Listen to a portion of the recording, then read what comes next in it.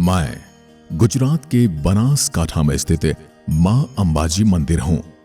वही मंदिर जहां मां अंबे की कोई मूर्ति मौजूद नहीं है। तो आखिर पूजा किसकी होती है? आज आप सभी भक्तों को बताऊंगा कि मां सती का कौन सा अंग मेरे यहां गिरा था तथा जहां आंखों पर पट्टी बांधकर पूजा की जाती है, आखिर क्यों। साथ ही आपको यह भी बताऊंगा भगवान श्री कृष्ण का मेरे मंदिर और मां अंबा से क्या रिश्ता है। और तो और त्रेता युग में भगवान राम भी शक्ति की उपासना के लिए मेरे यहां आए थे, तो उनके साथ क्या हुआ।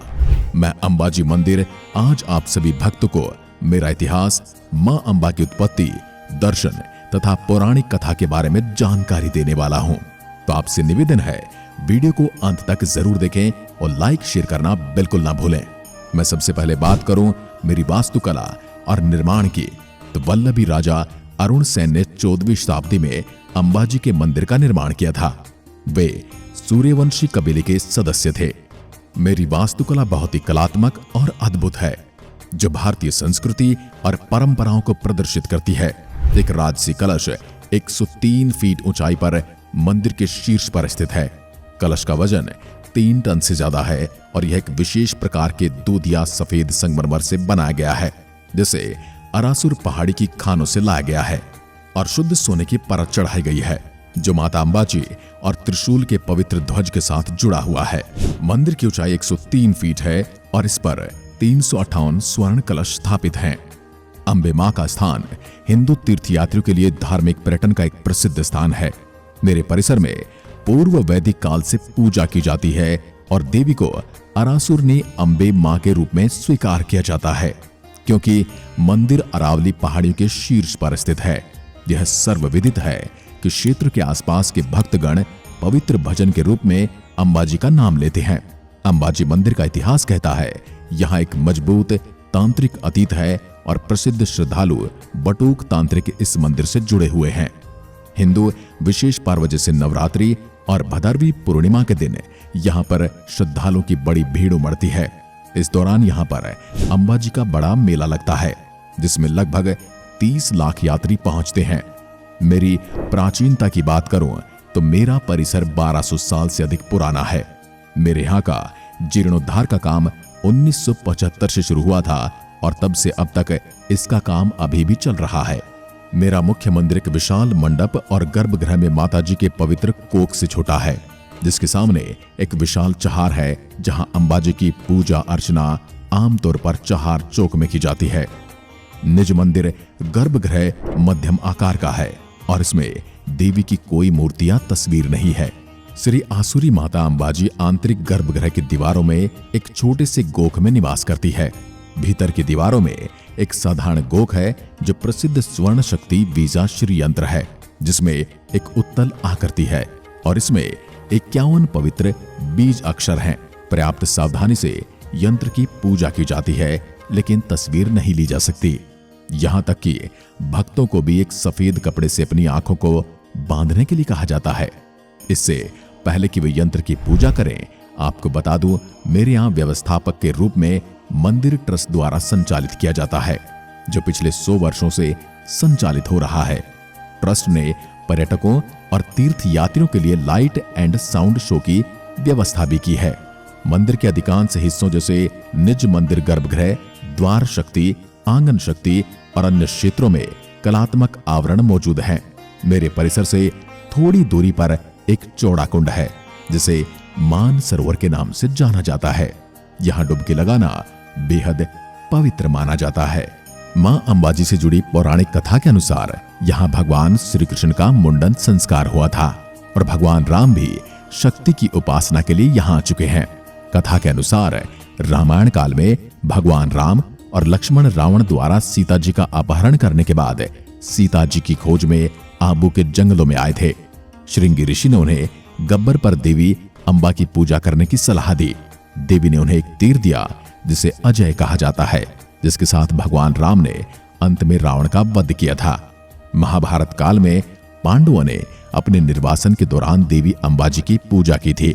उन्होंने भीमसेन को अजय माला नामक एक माला दी, जिसने युद्ध में विजय सुनिश्चित की थी। देवी आदि शक्ति की सर्वोच्च ब्रह्मांडीय शक्ति का अवतार है और और वह बुराई पर विजय प्राप्त करने के लिए जानी जाती है।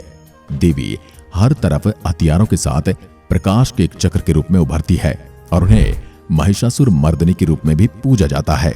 मेरे यहाँ आने वाले भक्त उस दिव्य लौकिक शक्ति की पूजा करते हैं जो अंबाजी के रूप में अवतरित होती है। मंदिर देवी शक्ति के हृदय का प्रतीक है और भारत में प्रमुख शक्ति पीठों में से एक है। यहाँ लगने वाले मेले की बात करूं तो मेला अंबाजी में भाद्रपद यानी अगस्त सितंबर के आसपास अंबाजी गांव के केंद्र में आयोजित किया जाता है। मेले के दौरान गांव में सबसे ज्यादा संख्या में भक्तगण तीर्थ यात्रा के लिए आते हैं। दुनिया भर से प्रत्येक वर्ष लगभग 15 लाख श्रद्धालु इस मेले में शामिल होते हैं। अंबाजी में रहने के दौरान तीर्थयात्री अपना समय प्रार्थना और भक्ति करते हुए बिताते हैं और आसपास के अन्य मंदिरों में जाते हैं। नवरात्रि के समय अंबाजी को सम्मानित करने के लिए भव्य समारोह आयोजित किए जाते हैं। मंदिर परिसर में भक्त गुजरातियों द्वारा गरबा और अन्य लोक नृत्य भी किए जाते हैं। अंबाजी के मंदिर के करीब 6 और मंदिर हैं। वरही माता का मंदिर, अंबिकेश्वर महादेव मंदिर, गणपति मंदिर आदि के दर्शन भी आप कर सकते हैं। मेरे परिसर से 3 किलोमीटर दूर एक पहाड़ी पर मंदिर है जिसे गब्बर पहाड़ी के नाम से जाना जाता है। यह पहाड़ गुजरात राजस्थान सीमा पर स्थित है।